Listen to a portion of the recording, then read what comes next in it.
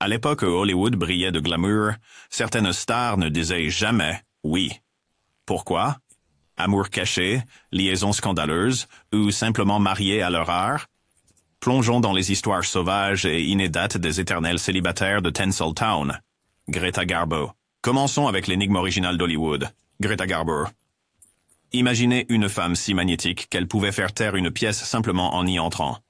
Garbo était cette star. Née en Suède, elle a conquis Hollywood dans les années 1920 avec ses yeux brûlants et une voix qui semblait être du velours trempé dans le mystère. Mais voici le rebondissement. Alors que ces personnages tombaient souvent passionnément amoureux à l'écran, hors écran, le mariage était un refus catégorique. La réplique la plus célèbre de Garbo, « Je veux être seule », est devenue sa devise de vie. Mais elle a ensuite précisé, « Je n'ai jamais dit que je voulais être seule. J'ai dit que je voulais qu'on me laisse seule. » Grande différence. Elle esquivait les propositions comme si c'était des paparazzis, y compris une de son partenaire dans Flesh and the Devil, John Gilbert. La rumeur dit qu'elle s'est même cachée dans une salle de bain pour éviter son ultimatum de mariage. Pour Garbo, l'amour signifiait perdre le contrôle, et elle préférait marcher pieds nus sur du verre brisé plutôt que de laisser un homme dicter sa vie. Après avoir pris sa retraite à 36 ans, elle a passé des décennies à errer dans New York déguisée. Un fantôme de sa propre légende. Howard Hughes. Parlons de Howard Hughes, le milliardaire gremlin du chaos original. Un héritier pétrolier texan devenu producteur hollywoodien, pionnier de l'aviation et lunatique à plein temps, Hughes n'a pas juste repoussé les limites, il les a incendiées et a ri en les voyant se consumer. Ce type a fréquenté Katharine Hepburn, a conçu un soutien-gorge à armature sur mesure pour Jane Russell dans Le Banni pour mettre en valeur ses atouts, et s'est un jour écrasé avec un avion prototype dans un quartier de Beverly Hills, juste pour voir s'il pouvait s'en sortir indemne. Spoiler, il l'a fait. Mariage? Hughes le considérait comme une déclaration fiscale, quelque chose à éviter à tout prix. Quand la mère de Jen Harlow l'a harcelé à propos du mariage avec sa fille, il lui a tendu un chèque en blanc et a dit avec nonchalance « Mais le chiffre, chérie !» Elle a écrit $1 million. Il n'a jamais payé. Pourquoi? Parce que la véritable passion de Hughes était le chaos. Il a construit le Spruce Goose, le plus grand avion de son époque, juste pour prouver que les critiques avaient tort. Il a acheté RKO Pictures, puis l'a laissé pourrir tandis qu'il se cachait dans les salles de projection, obsédé par le réarrangement des morceaux de sucre. Dans les années 1950, sa germophobie s'est aggravée. Il stockait de l'urine dans des bocaux, portait des boîtes de mouchoirs comme chaussures et engageait des moniteurs pour s'assurer que personne ne le touchait.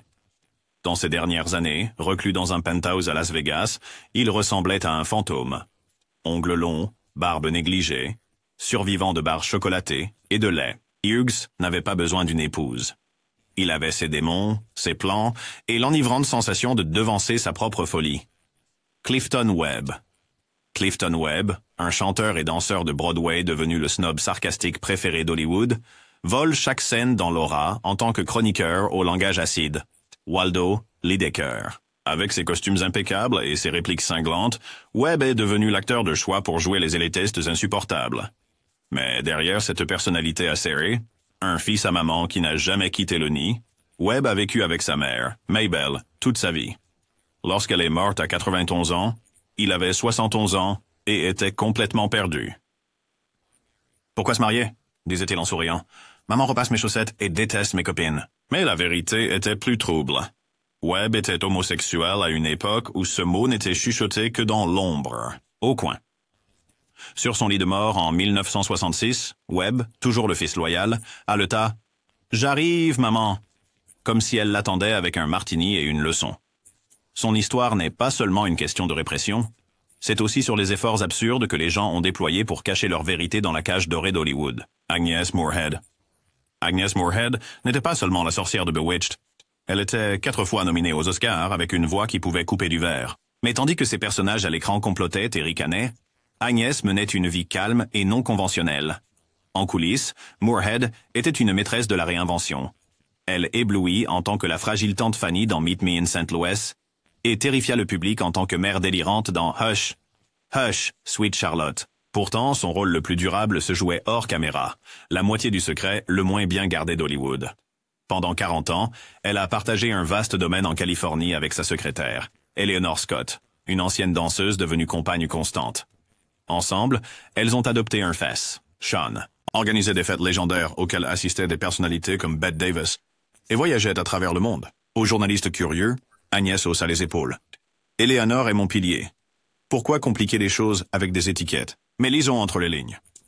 Dans les années 1940, les relations homosexuelles étaient dissimulées sous des termes comme célibataire endurci ou mariage à la Boston, une fiction polie pour les couples homosexuels. Moorhead, une fervente adepte de la science chrétienne, n'a jamais reconnu publiquement la vérité.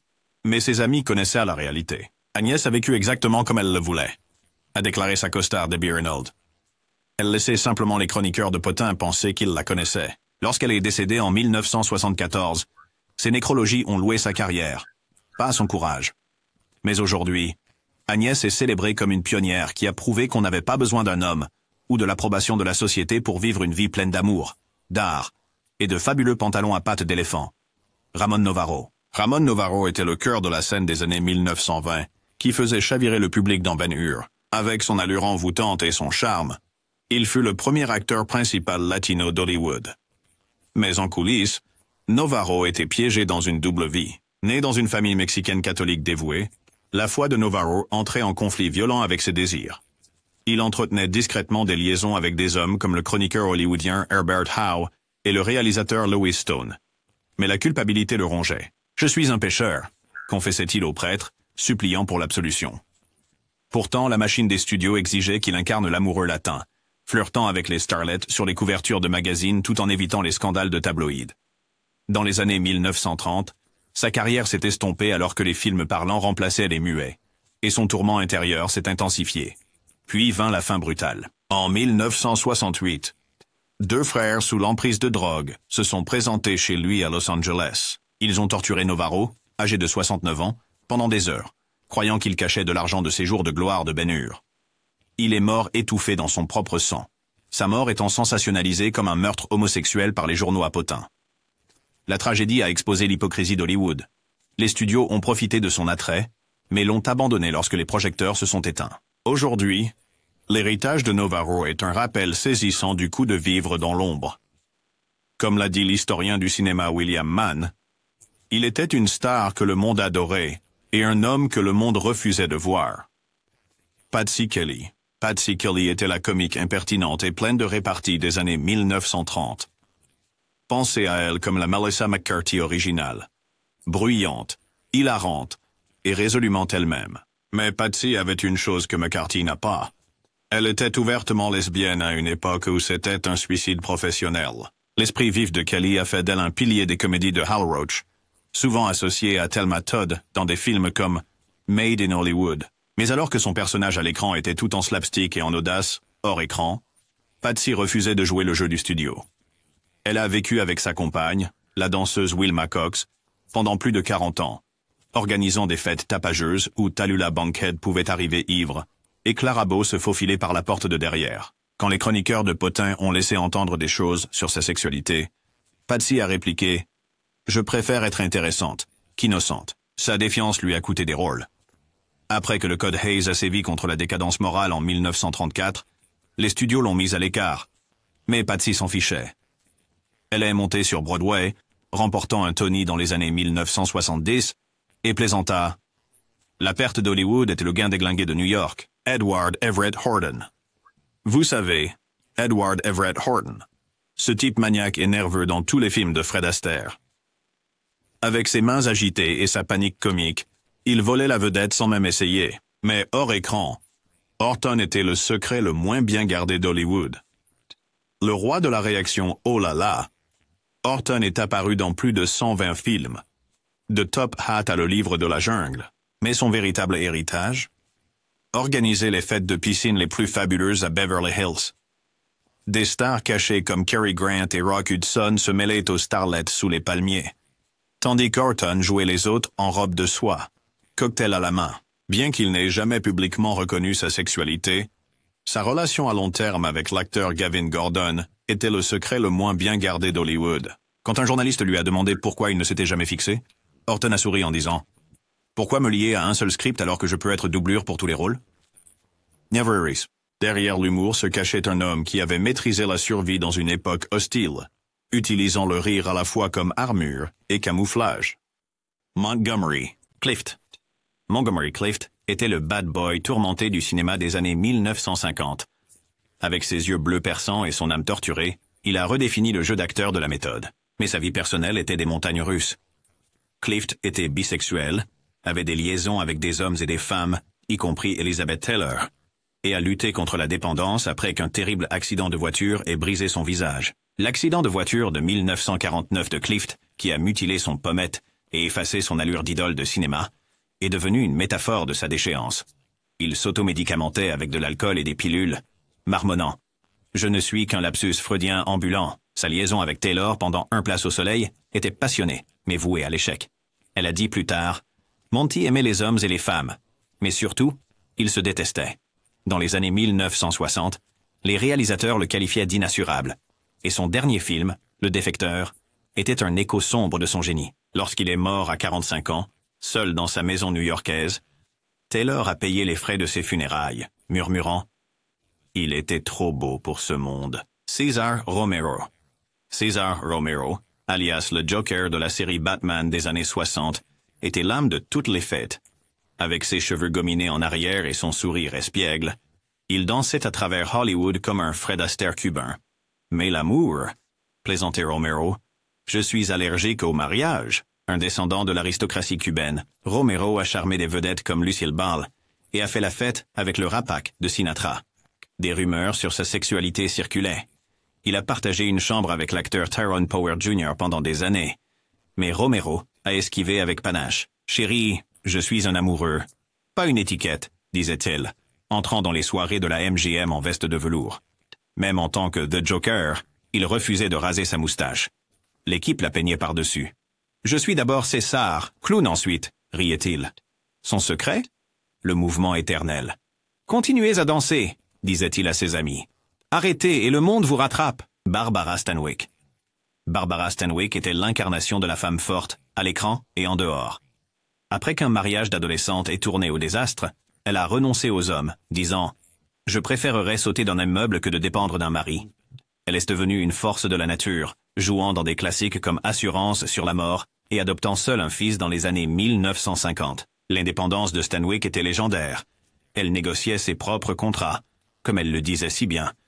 Je n'ai pas besoin d'un homme pour lire les petites lignes. Elle réalisait également ses propres cascades et mentorait des nouveaux venus comme Robert Wagner. Le reste ne regarde personne. Quand son fils adoptif Dion l'a plus tard poursuivi pour l'héritage, elle a froidement répliqué. La famille est un rôle que j'aurais dû répéter. Pourtant, son héritage perdure. Une femme qui s'est battue de foyer d'accueil jusqu'à 4 nominations aux Oscars, prouvant que la résilience l'emporte sur la romance. Tallulah Bankhead. Si Hollywood avait une icône du désintéressement total, ce serait Tallulah Bankhead. L'actrice née en Alabama était autant scandaleuse que talentueuse, célèbre pour son rire rauque, ses soirées piscines dénudées, et déclarant « Papa, je m'ennuie !» en plein milieu d'une pièce de Broadway. Tallulah ne se contentait pas de briser les règles, elle les incendiait. Les liaisons de Bankhead étaient aussi tumultueuses que ses performances. Elle a séduit Greta Garbo, partagé une baignoire avec Joan Crawford et télégraphié Winston Churchill. Envie de folâtrer, son mariage en 1937 avec l'acteur John Emery a duré 3 ans. Elle l'appelait un coma avec des papiers. Pendant la Seconde Guerre mondiale, elle se produisit pour les troupes dans les zones de guerre, plaisantant une fois « Chérie, si je meurs, enterre-moi avec un boa en plumes ». Dans les années 1950, son hédonisme la rattrapa.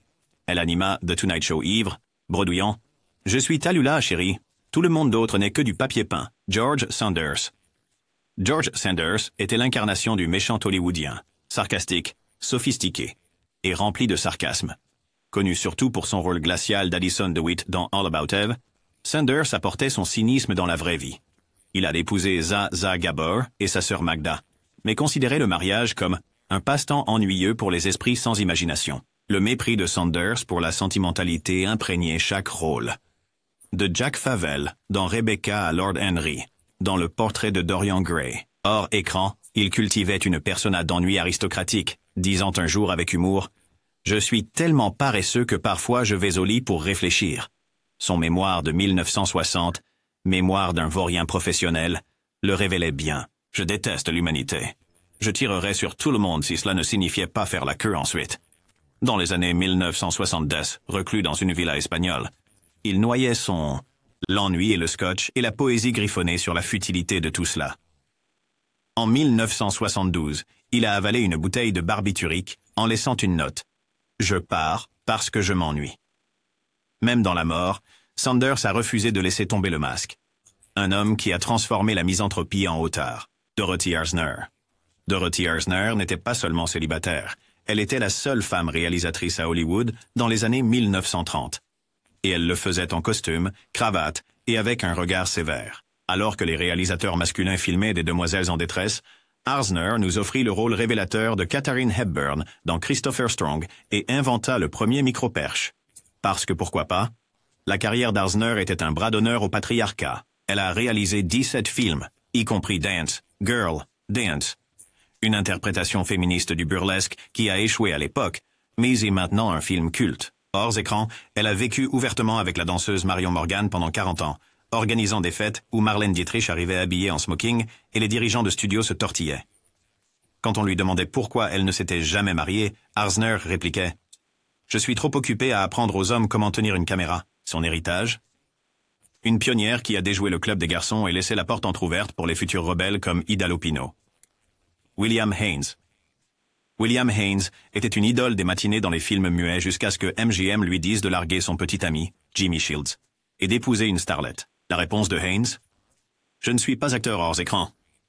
Il a quitté Hollywood, est devenu décorateur d'intérieur pour les riches et célèbres, et a vécu avec Jimmy pendant 50 ans. La vie de Haynes après Hollywood était un pied de nez éblouissant au studio.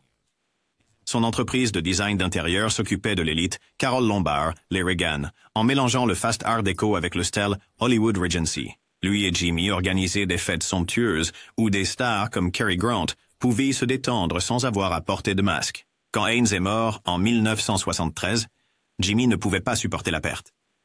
Son mot de suicide disait « Adieu à vous tous qui avez essayé de me réconforter. Je pars rejoindre Bill. Leur histoire, autrefois cachée, est maintenant un témoignage de l'endurance de l'amour dans l'ombre. Gloria Swanson. Gloria Swanson était la reine scintillante du cinéma muet, mais sa vie personnelle était un carrousel de chaos.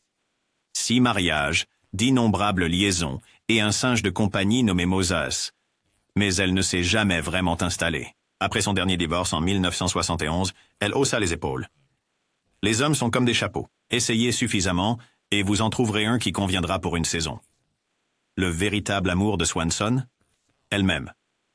Elle a refusé la demande en mariage de Howard Hughes, disant « Je préfère dîner seul que partager un menu ». Elle a lancé un empire de l'alimentation saine et dans Sunset Boulevard, elle a en gros joué son propre rôle. Une diva qui préfère manger du caviar seule que partager un hot dog avec un homme. Ses placards débordèrent de robes qu'elle avait elle-même conçues, et son ego était légendaire. Elle a un jour renvoyé une femme de ménage pour avoir plié ses serviettes sans suffisamment de révérence. Dans les années 1970, elle s'était réinventée en tant qu'éco-guerrière, grondant « Hollywood est une relique. Je suis l'avenir. » Cary Grant. Cary Grant, l'homme qui incarnait le charme, a eu 5 épouses. Mais des rumeurs circulaient selon lesquelles ses véritables amours étaient des hommes. Il a partagé une maison de plage à Malibu avec l'acteur Randolph Scott pendant 12 ans. Ce qui a conduit les colonnes de potins à les surnommer le couple le plus heureux d'Hollywood. Le charme de Grant était une arme. Il a ébloui dans l'impossible Monsieur Bébé et la mort aux trousses. Mais sa vie privée était un labyrinthe de contradictions.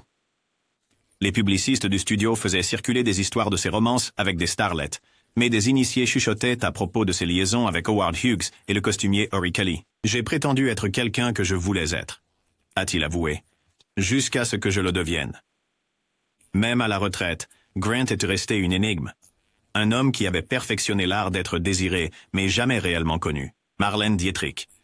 Marlène Dietrich a fait son apparition sur les écrans dans L'Ange bleu, puis a passé des décennies à être la rebelle la plus glamour d'Hollywood. Elle portait des smokings, flirtait avec JFK, et quand on lui demandait si elle se marierait un jour, elle répondait en murmurant « Je suis mon propre mari ». La défiance de Dietrich ne connaissait aucune limite. Pendant la Seconde Guerre mondiale, elle a parcouru les lignes de front alliés, se produisant pour les troupes dans des robes à sequins tout en cachant des tracts anti-nazis dans ses sous-vêtements. Ses liaisons couvraient tous les genres et continents. John Wayne, Edith Piaf, même une aventure présumée avec Greta Garbo. La romance, c'est pour les amateurs, raillait-elle. Dans les années 1960, elle s'était retirée dans un appartement parisien, tenant salon par téléphone tout en fumant cigarette sur cigarette au lit. Ces derniers mots? Je m'ennuie. Une épitaphe appropriée pour une femme qui a vécu entièrement selon ses propres termes. Katharine Hepburn. Katharine Hepburn n'a pas seulement défié les normes d'Hollywood, elle leur a craché dessus. Elle portait des pantalons, refusait le maquillage, et a eu une liaison de 26 ans avec Spencer Tracy, alors qu'il était marié. « Je ne serai jamais une femme au foyer », déclara-t-elle.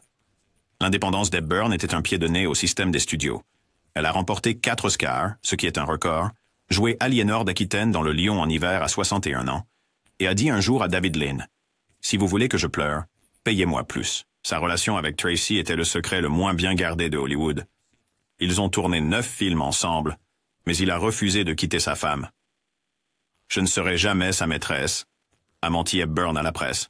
« Je suis sa co-star. » Hors écran, elle nageait nue dans la piscine de Tracy et aboyait sur les fans qui s'approchaient de son domaine dans le Connecticut. À sa mort à 96 ans, son testament a légué des millions à des œuvres de charité, pas à sa famille. « Je ne dois rien au public », disait-elle, et elle le pensait. Anna May Wong.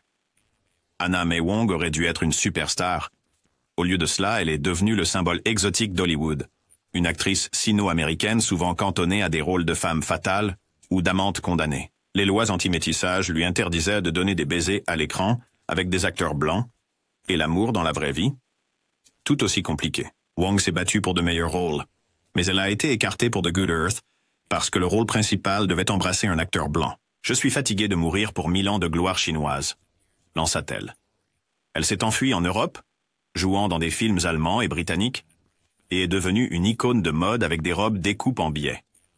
Ses supposées liaisons avec Marlène Dietrich et le réalisateur Todd Browning étaient chuchotées, mais jamais confirmées. « L'amour me combat », admit-elle.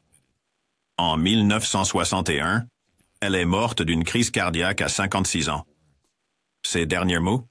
« J'ai raté tant de choses. Aujourd'hui, elle est saluée comme une pionnière, une femme qui a surmonté le racisme pour conquérir sa place sous les projecteurs. » Liberace. Liberace était le roi du kitsch, un virtuose du piano couvert de strass, de fourrure et de candélabres. Avec son sourire éclatant et ses capes flamboyantes, il a rempli Vegas pendant des décennies, chantant « Trop de bonnes choses, c'est merveilleux ». Mais derrière les paillettes, une vie de déni soigneusement élaborée. Liberace ne s'est jamais marié, bien qu'il ait inventé de fausses petites amies pour esquiver les rumeurs sur sa sexualité. Il a poursuivi un tabloïd britannique pour l'avoir traité de homosexuel en 1956 et a gagné. Hors scène, il vivait avec son chauffeur et amant présumé, Scott Thorson, qu'il a plus tard poursuivi pour pension alimentaire. « Je me garde pour la bonne femme », clinqua Liberace. Dans les années 1980, sa santé déclinait. Il est mort du sida en 1987, affirmant toujours qu'il était juste un célibataire qui aime sa maman. Son héritage? Une façade scintillante et une mise en garde sur le coup des mensonges de la célébrité. Eric Blore. Eric Blore était le majordome rusé et snob dans presque tous les films de Fred Astaire, John Ginger Rogers, un maître du roulement des yeux et de l'insulte murmurée. Avec son accent britannique coupé et son dédain perpétuel, elle volait la vedette sans transpirer. Mais hors écran, Blore était le secret le plus charmant d'Hollywood. Un homme gay au placard à une époque impitoyable, Blore a vécu tranquillement avec son partenaire, l'acteur Clyde Cook, pendant 30 ans. Ils organisaient des thés discrets pour des stars LGBTQ+, comme Clifton Webb, où les potins circulaient aussi librement que le gin. Blore n'a jamais abordé sa sexualité publiquement, mais son esprit était une arme. Lorsqu'un journaliste lui a demandé pourquoi il jouait tant de majordome, il a rétorqué « Parce que les Américains ne font pas la différence entre un domestique et un chevalier. » Il est mort en 1959, laissant derrière lui un héritage de rire et une vie vécue selon ses propres termes.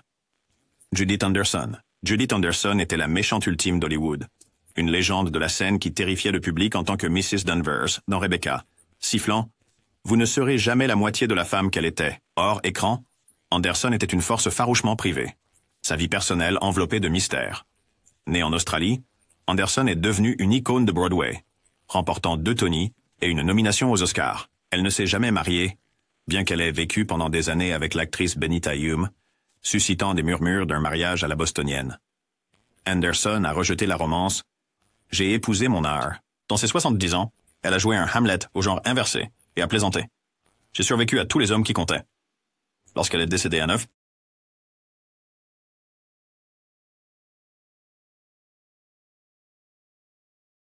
trois, elle laissera sa fortune à ses chats.